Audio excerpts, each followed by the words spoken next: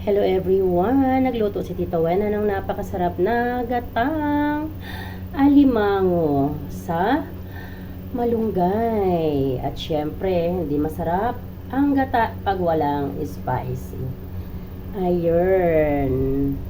Kain na tayo. And look at the sauce. Oh, delicious. Wow. Let's get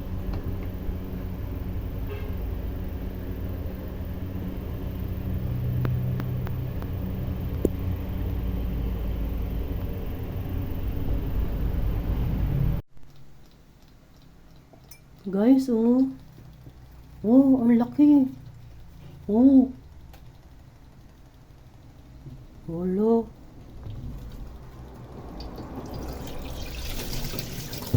Hmm. Ayan, oh.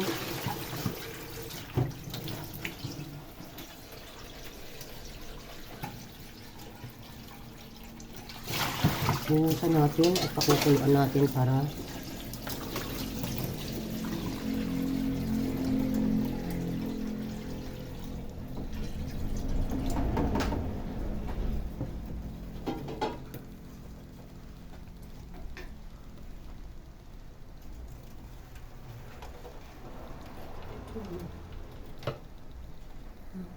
malaki.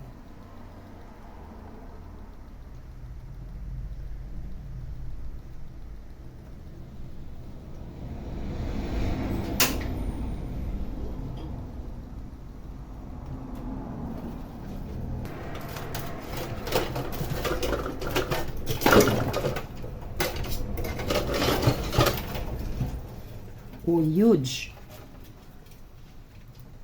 Look at that. This is big. This is about 1 kg and a half. This one. This big one. And look at the sipit. Oh. Okay. And this one is just a small one. Maybe this one is only 1/4.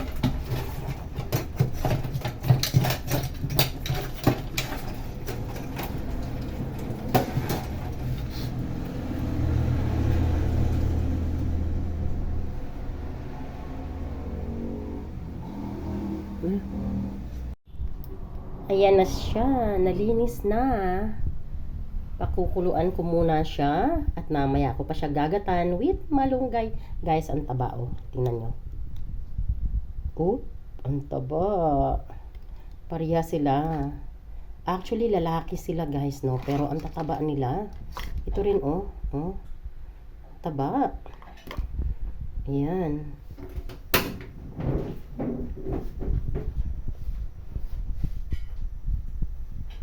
Pakukuluan muna natin sila. Mamaya ay gagataan natin yan with freshly harvested malunggay.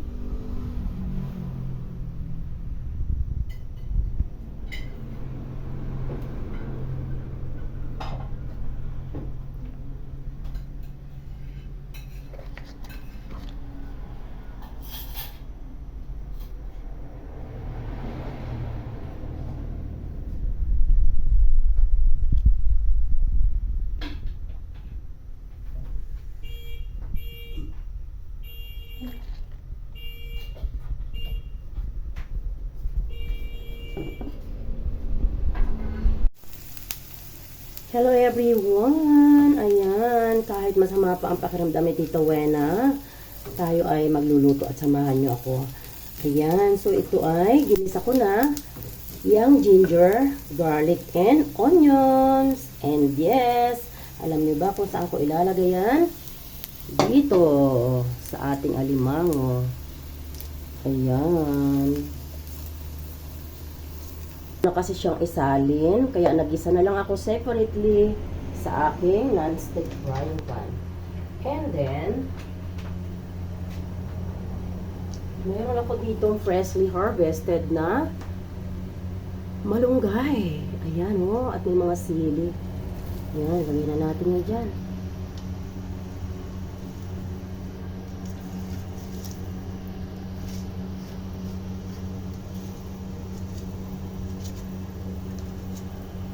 Natin.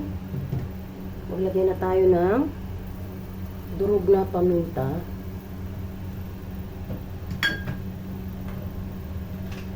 And then, ilagay na natin ang ating gata.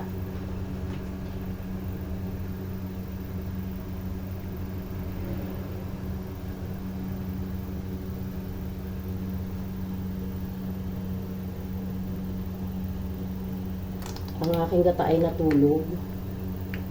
Nilagay ko kasi sa ref.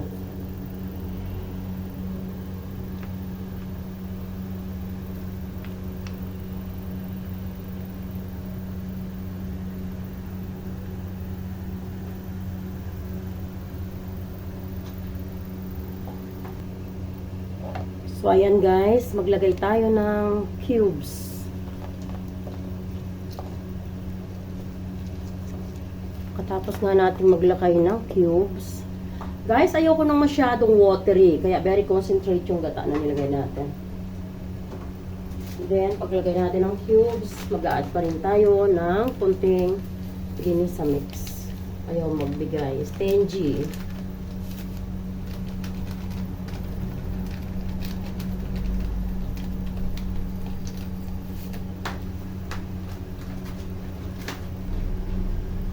Then guys, maglagay tayo ng kunting sugar to balance the taste.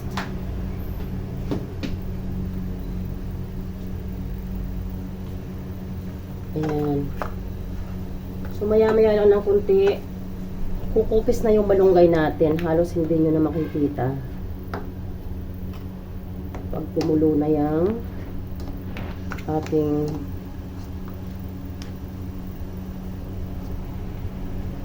gata.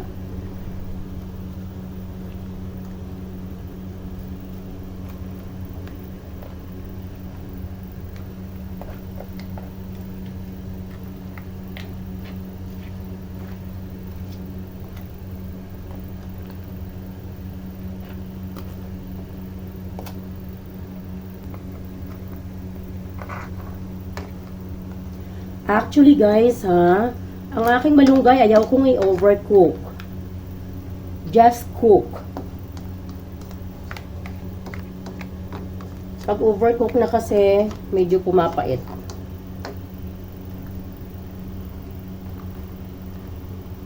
So isang kulo lang, okay na yan.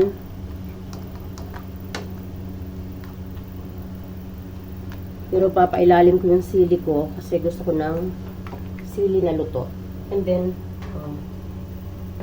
tatapan ko muna yan, 1 minute. So, ayan na ang ating gatang alimango with moringa or malunggay.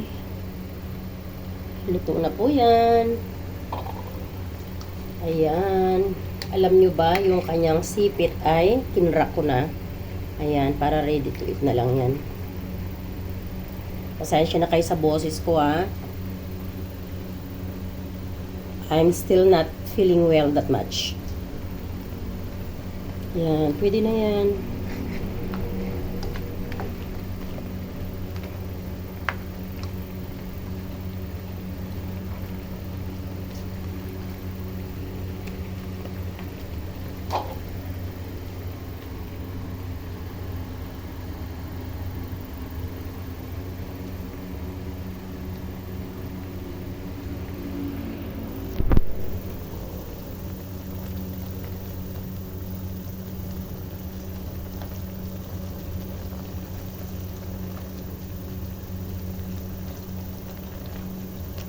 Ayan sila.